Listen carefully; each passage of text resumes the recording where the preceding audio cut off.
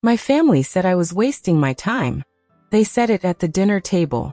They said it at Christmas. They said it so many times that I stopped hearing the words and just felt the weight of them. And then 3 years later, I bought the company that fired my father. Memili. I'm 27 years old. And this is the story of how the people who laughed at my dreams ended up working for me. I need you to stay with me for this one. Because it doesn't start with anger. It starts with silence. The kind of silence that builds for years before it breaks. Let me take you back. I grew up in a house where success had a very specific shape. My father worked in logistics for 30 years. Steady job. Steady paycheck. Steady life. My older brother, Daniel, followed the same path. Business degree. Corporate job. A title on a business card that my parents could say out loud at parties. I was different. I left university with a business degree too, but instead of applying for jobs, I started a company. A small one. An online consulting service, helping tiny businesses fix their finances and their branding. I ran it from my bedroom. I ran it from coffee shops. I ran it from my car during lunch breaks at a part-time job I took just to pay rent. My family did not understand it. And when people don't understand something, they don't ask questions. They judge. My mother would ask, gently at first, "So when are you getting a real job, sweetheart?" My father wouldn't ask at all. He'd just go quiet whenever I mentioned client meetings or new contracts. Quiet in my house was louder than shouting. But I kept going. Because somewhere inside me, I knew something they didn't. I knew what I was building. Stay with me, because the moment everything changed is coming up. And it's not the moment you're expecting. For 2 years, I worked nights and weekends. I turned down going out with friends. I turned down holidays. I turned down comfort. My savings account looked embarrassing. My social life looked worse. And every family dinner became a quiet interrogation. "How's the little business going?" Daniel would ask, and he'd smile like he already knew the answer. "It's growing," I'd say. "Growing," he'd repeat, like it was a joke. Like the word itself was funny coming from me. My father never said much. But one evening, when I mentioned I'd landed a client worth more than his entire yearly salary, he put his fork down and said, "Emily, at some point, you need to stop playing pretend and get a proper career. This isn't sustainable. You're wasting your time." Wasting my time. I remember exactly where I was sitting. I remember the sound of the clock on the kitchen wall. I remember not saying a single word back. Because arguing wouldn't prove anything. Results would. That was the night I stopped explaining myself to my family. I didn't announce it. I didn't storm out. I just quietly closed a door in my heart, and I never told them what was happening on the other side of it. If you've ever had someone underestimate you, you already know what's coming. But trust me, it gets so much bigger than you think. Keep watching. Here's the thing about being underestimated. It's uncomfortable. It's lonely. But it's also fuel. And I had a tank that never seemed to run dry. While my family thought I was playing pretend, I was quietly signing contracts with bigger and bigger clients. My consulting service grew into something else entirely, a full financial restructuring firm, helping mid-sized companies survive and scale. Within 18 months, I had a real office, a real team, 12 employees who believed in what I was building, even when my own family didn't. I didn't tell my parents about the office. I didn't tell them about the team. When they asked how things were going, I just said, "Fine. Still figuring it out." I let them believe I was still failing. Because I needed space to build without their doubt hanging over every decision. Every founder knows this feeling. Sometimes the people closest to you are the ones you have to protect your dream from the most. My brother Daniel, meanwhile, had climbed the ladder at his logistics company. Regional manager. A company car. A LinkedIn post every few months celebrating a promotion that, honestly, looked more like a title change than actual growth. My parents were proud of him in a way they had never been proud of me, and I let that sting quietly, without ever showing it. Because I knew something they didn't. I knew the company Daniel worked for, the one my father had spent 30 years in the industry admiring, was struggling. Badly. I knew, because 2 of my clients had mentioned it in passing. supply chain failures, leadership turnover, debt piling up quietly behind a polished public image. And I knew, because business is a small world when you're paying attention, that the company was quietly looking for outside investment to avoid collapse. Something in me went very, very still when I heard that. I want you to remember that feeling, because it's about to become important. Don't go anywhere. Here's where the story turns. I didn't set out for revenge. I want to be honest with you about that. I set out to build something real. But somewhere along the way, life handed me an opportunity so specific, so perfectly timed, that it felt less like coincidence and more like the universe finally deciding to even the score. My firm had grown enough by this point to start making small acquisitions, struggling companies that had good bones but bad management. We'd restructure them, stabilize them, and either turn them around or sell them for a healthy return. When my analyst brought me a short list of potential acquisition targets, one name on that list made my stomach drop. It was Daniel's company. The very same one my father had spent 3 decades believing was the gold standard of a real career. The one that made my brother the golden child at every family dinner. The one that had, without knowing it, made my family feel superior to me for years. It was drowning in debt, and it needed someone to save it. I sat with that information for 3 days before I said anything to my team, because I wasn't sure at first if I wanted to save it or let it sink. But then I realized something. Revenge isn't about destruction. Revenge, done right, is about undeniable proof. I didn't want to burn the company down. I wanted to own it. I wanted to walk into the building my brother bragged about for years, not as an outsider, not as Emily who never got a real job, but as the person who decided whether it survived. If you understand what I mean by that, comment cold below, because that's exactly what I became for the next 6 months. I brought the proposal to my board.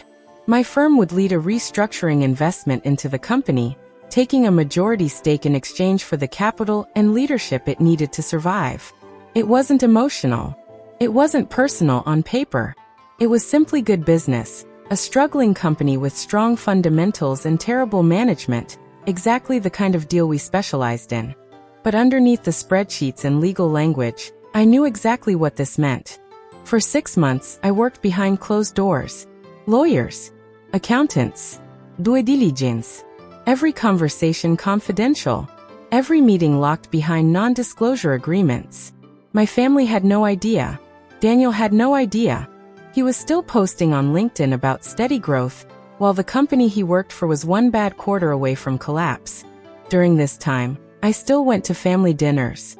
I still sat at that same table where I'd once been told I was wasting my time. I still smiled when Daniel talked about his promotion. I still nodded when my father asked, once again, if I'd found something stable yet. I'm working on something big, I told him one night. He chuckled. Actually chuckled. That's what you always say, Emily. I smiled and changed the subject. Inside, I was holding the single largest deal of my career. And he thought I was still pretending. Stay with me, because the day the deal closed is the day everything my family believed about me fell apart in about 4 minutes. The acquisition closed on a Tuesday morning in early spring. My firm officially became the majority shareholder of Daniel's company. As part of the deal, I took a seat as chair of the newly restructured board. Leadership changes were announced company-wide the following week. I wasn't in the building for the announcement. I didn't need to be. I let the process speak for itself. Employees received an internal memo outlining new ownership, new leadership structure, and the name of the firm now overseeing operations. My firm's name was on that memo. My name as founder and CEO was listed as the controlling stakeholder. I found out later, from someone else entirely, what happened in that office the moment people read it. Daniel apparently read the memo at his desk, out loud, to a colleague, laughing at first, assuming it was some kind of mistake. And then he saw my name. Not Emily Whitmore, small business owner. Not Emily, still figuring it out. My full title. Founder and CEO of the firm that now controlled his company's future. He didn't laugh after that. He called our mother before he called me. I know, because she called me 20 minutes later, her voice shaking in a way I had never heard before. Emily, she said. Is this true? Did you buy Daniel's company? I didn't buy his company, I said calmly. My firm invested in a struggling business and became the majority stakeholder. It happens to be the business Daniel works for. There was a long silence on the phone. Why didn't you tell us? She finally asked. Because for years, nobody asked what I was actually building, I said. You just assumed I wasn't building anything at all. If you've ever had a moment where the truth speaks louder than any argument ever could, you know exactly the silence I'm describing. It's not satisfying in a loud way. It's satisfying in a quiet, permanent way. Let's talk about what happened next, because it's not what you'd expect from a revenge story. There was no shouting match. No dramática enfrentación. Just a very slow, very uncomfortable unraveling of everything my family thought they understood about me. Daniel requested a meeting with me. Not as my brother. As an employee of a company I now controlled. He walked into the boardroom in a suit I remembered him buying for a wedding 2 years earlier. He looked smaller than I remembered, though I know that wasn't really true. It was just the first time I had ever seen him look uncertain in front of me. So it's really you, he said, sitting down across the table. Running this. It's really me, I said. You could have told me, he said. Given me a heads up. Instead I find out from a company-wide memo like everyone else. I looked at him for a long moment before I answered. Daniel, for 3 years, you and Dad made jokes about my business at every single family dinner. You called it the little hobby. You asked me, in front of extended family, if I was still playing entrepreneur. I gave you every opportunity to ask real questions about what I was building. You never did. So no, I didn't know you a heads up. The memo was the update. He didn't have a response to that. We talked about the business, professionally, for the next hour. His job was not eliminated. I made that decision early on, because destroying his livelihood was never the goal. But his role changed. He now reported into a restructured leadership team that answered, ultimately, to me. The dynamic in that family had shifted permanently, and everyone knew it, even if nobody said it out loud yet. There's a moment coming up that I still think about more than almost anything else in this story. Don't go anywhere. My father found out the full details a few days later, when Daniel finally told him everything over the phone. My mother told me my father didn't say a word for almost a full minute after hearing it. Then he asked to see me. We met at a quiet coffee shop, not the family home. I think he chose neutral ground on purpose. He looked older than I remembered. Or maybe I was just seeing him clearly for the first time. I owe you an apology, he said, before I'd even sat down completely. I didn't say anything. I let him keep going. I spent 30 years building a certain idea of what success looks like, he said. A steady job. A predictable paycheck. Something safe. And when you didn't follow that path, I assumed you were lost. I assumed you needed saving from your own choices. He looked down at his coffee. I was wrong, he said. You didn't need saving. You ended up saving the very company I always held up as an example of doing things the right way. I felt something in my chest loosen, just slightly. Not forgiveness yet. Not exactly. But something close to it. I needed you to believe in me before the results came in, Dad. I said quietly. Believing in me after the results just proves you believe in success. Not in me. He nodded slowly, and for the first time in years, he didn't try to defend himself. You're right, he said. I'm sorry it took this long to see it. If this moment is hitting you the way it hit me, drop a comment with the word respect. Because that conversation changed something between us that no amount of arguing ever could have. I want to be clear about something because this isn't a story about cutting off my family forever. And I know some of you are expecting that ending. That's not what happened, and honestly, I don't think that ending would have felt like a real victory. My mother and I talked more in the months that followed than we had in years.